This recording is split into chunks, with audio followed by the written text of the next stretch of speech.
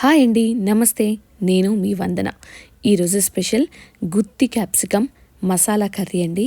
ఇది రోటీలోకైనా, పులావ్స్లోకైనా, లేదంటే మనం బిర్యానీ చేసుకున్నా కూడా ఈ మసాలాతో మంచిగా గ్రేవీ కర్రీలాగా కూడా యూస్ చేసుకోవచ్చు. చాలా బాగుంటుంది. మంచి గ్రేవీ చిక్కగా వస్తుంది. అలాగే ఈ క్యాప్సికమ్ కూడా మంచిగా ఉడికి కర్రీకి మంచి టేస్ట్ వస్తుందన్నమాట. ఈ క్యాప్సికమ్ ఫ్లేవర్ అంతా మసాలాకు పట్టి ఇంకా మంచిగా ఉంటుంది. అలాగే ముక్క కూడా పర్ఫెక్ట్గా ఉడికిపోతుంది. ఇది ఒక్కసారి మీరు ఇంట్లో ట్రై చేయండి. ఎలా ఉంది అని నాకైతే కమెంట్ చేసి చెప్పండి.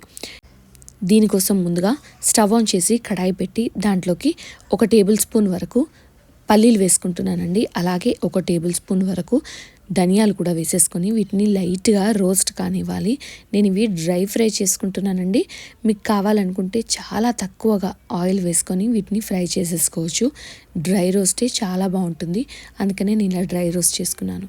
అలాగే 1 టేబుల్ స్పూన్ వరకు మనము ఎండు కొబ్బరిని, అలాగే 6-7 వరకు ఎండు మిరపకాయల్ని వేసుకోవాలి. అలాగే 1 టేబుల్ స్పూన్ వరకు జీలకర్ర కూడా వేసేసి మంచిగా వేయించుకోవాలండి. పల్లీలు మంచిగా ఫ్రై కావాలి లోపల వరకు, అందుకని ముందుగా వేసుకున్నాను. అలాగే జీలకర్ర లైట్గా రోస్ట్ అయినా కూడా సరిపోతుంది, అందుకే ఇలా చివరిన వేసుకున్నాను అనమాట. అలాగే 1 టేబుల్ స్పూన్ వరకు నువ్వులు, అలాగే దీంట్లో నేను 1/2 టేబుల్ స్పూన్ వరకు గసాల్ని వేసుకుంటున్నానండి. ఈ గసాల ఫ్లేవర్ ఈ మసాలాకి నెక్స్ట్ లెవెల్ రుచినిస్తుందనమాట. అలాగే దీంట్లో ఓల్ గరం మసాలా స్పైసెస్ అన్నీ కూడా వేసేసుకుని 1 నిమిషం అలా లైట్గా ఫ్రై చేసిన తర్వాత మసాలాలు కూడా మంచిగా వేగుతాయి కాబట్టి అలా లైట్గా ఫ్రై చేసి స్టవ్ ఆఫ్ చేసేసి వీటిని కంప్లీట్గా చల్లారనిచ్చిన తర్వాత వీటిని గ్రైండర్ పాత్రలోకి తీసుకోవాలండి.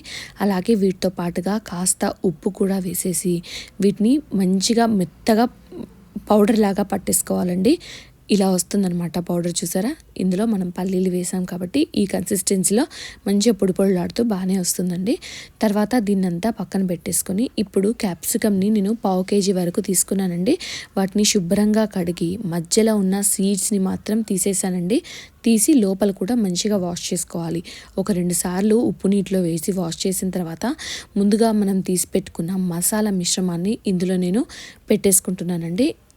అన్నిట్లోకి పెట్టి పక్కన పెట్టేసి ఇప్పుడు మళ్ళీ స్టవ్ ఆన్ చేసి కడాయి పెట్టేసి 3 టేబుల్ స్పూన్ల నూనెనైతే వేసుకుంటున్నానండి. ఆ నూనె కాగిన తర్వాత నేను 1 మీడియం సైజ్ ఉల్లిపాయ, అలాగే 2 పచ్చిమిరపకాయలని వేసుకొని వీటిని వేయించుకోవాలండి. ఇవి వేసిన తర్వాత 2 నిమిషాల లోపే మనము మళ్ళీ అల్లం వెల్లుల్లి పేస్ట్, అలాగే పసుపు కూడా వేసుకొని వేయించుకోవాలండి. ఇవి మీడియంగానే వేగుతాయి ముందట, ఎందుకంటే నేను మళ్ళీ క్యాప్సికమ్ ముక్కలు వేసినప్పుడు అవి ఎక్కువగా వేగిపోతాయి. మనం ఇక్కడే వీటిని కంప్లీట్గా ఎర్రబడే వరకు వేగిస్తే తర్వాత క్యాప్సికమ్ ముక్కలు వేగేటప్పుడు ఇవి పూర్తిగా నల్లబడిపోతాయండి. రుచి అంత బాగుండదనమాట. అందుకనే ఇక్కడ లైట్గా వేయించేసుకొని ముందుగా మనము స్టఫ్ చేసి పెట్టుకున్న క్యాప్సికమ్ ముక్కల్ని కూడా ఇందులో వేసేసుకున్నానండి. ఈ గుత్తి క్యాప్సికమ్ మసాలా కర్రీలో స్పెషల్ అంటే లోపల ఉన్న మసాలా, చూసారా? మనము తినేటప్పుడు ఇవి మంచిగా వేగి లోపల మసాలా కూడా మంచిగా ఉడుకుతుంది కాబట్టి తినేటప్పుడు మసాలాతో పాటుగా క్యాప్సికమ్ ముక్క వచ్చేస్తుంది అనమాట. అది భలే రుచిగా ఉంటుంది. ఇలా అడుగు మాడకుండా చూసుకుంటూ అన్ని వైపులా క్యాప్సికమ్ వేగేంత వరకు తిప్పుతూ మంచిగా ఫ్రై చేసుకోవాలండి. ఇది ఒక మోస్తారుగా అన్ని వైపులా వేగిన తర్వాత మనకు మిగిలిన మసాలా ఉంటుంది కదా, ఆ మసాలాని ఇందులో వేసేసుకుంటున్నానండి. మనము క్యాప్సికమ్ ముక్కల్లో స్టఫ్ చేయగా మిగిలింది ఇందులో వేసేసుకొని అంతా మంచిగా వేసేసుకున్న తర్వాత ఒకసారి కలిపేసుకొని 2 నిమిషాలు దీన్ని ఫ్రై చేసుకుంటున్నానండి. మీరు ఇక్కడ ఈ పొడిని వేసేటప్పుడు పొడిలాగా వద్దు అనుకున్న వాళ్ళు కాస్త వాటర్ వేసి కూడా దీన్ని మళ్ళీ ఒకసారి గ్రైండర్లో తిప్పేసి ఇందులో వేసేసుకోవచ్చు. అలాగే రుచికి సరిపడా కారం, రుచికి సరిపడా ఉప్పు వేసేసుకొని అంతా మంచిగా కలిపేసుకోవాలండి. ఈ ప్రాసెస్ మొత్తం కంప్లీట్గా లో ఫ్లేమ్లోనే పెట్టుకొని చేసుకోవాలండి. మీడియం పెట్టినా, హై పెట్టినా క్యాప్సికమ్ ముక్క ఉడకదు, వేగదు. అలాగే మనం వేసిన ఉల్లిపాయ మసాలా కూడా మాడిపోతుందండి. అందుకని లో ఫ్లేమ్లోనే ఖచ్చితంగా అక్కడే ఉండి చూస్తూ మంచిగా చేసేసుకోవాలి. తర్వాత దీంట్లో 1 గ్లాస్ వరకు నీటిని అయితే నేను వేసుకుంటున్నానండి. ఇది ఒక పెద్ద గ్లాసు, మనం రెగ్యులర్గా పాలు తాగే సైజు ఉంటుంది కదా గ్లాసు, ఆ గ్లాస్ వరకు అయితే నీళ్ళు వేసుకొని అంతా కలిపేసుకొని ఈ మసాలా అంతా నీటిలో మిక్స్ అయిపోవాలండి. తర్వాత దీనికి మూత పెట్టి ఒక 10 నిమిషాలు లో ఫ్లేమ్లోనే ఉడకనివ్వండి. అలా ఉడకనిస్తే మనకు ఇక్కడ పైన ఆయిల్ తేరుతుందనమాట.